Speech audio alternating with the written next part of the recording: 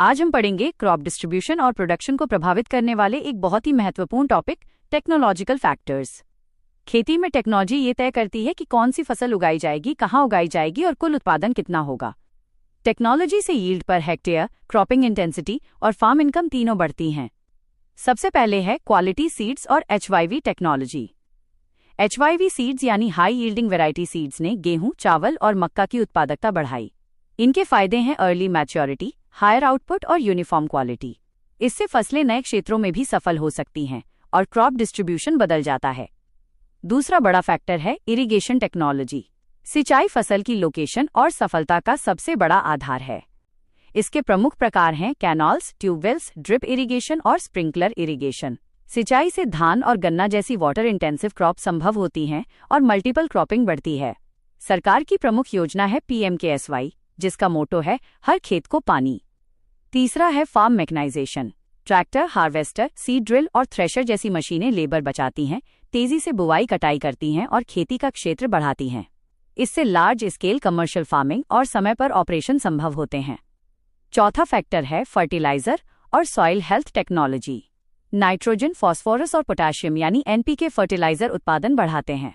Balanced fertiliser उपयोग से yield बढ़ती है और सॉइल टेस्टिंग से सही न्यूट्रिएंट मैनेजमेंट होता है।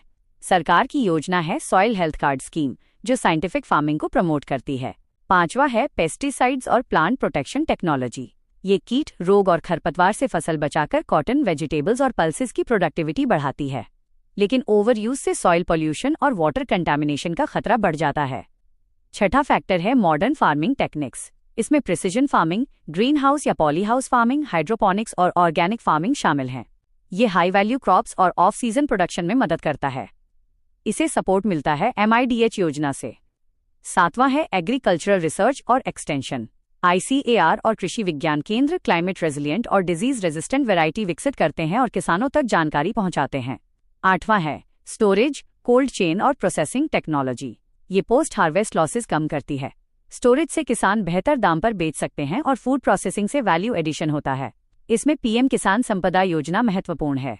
नौवां फैक्टर है डिजिटल टेक्नोलॉजी और AI in agriculture. Weather apps, satellite monitoring और AI क्रॉप एडवाइजरी से बेहतर प्लानिंग, मार्केट लिंकेज और रिस्क रिडक्शन संभव है। इसमें एग्रीटेक और नाम का रोल बढ़ रहा है।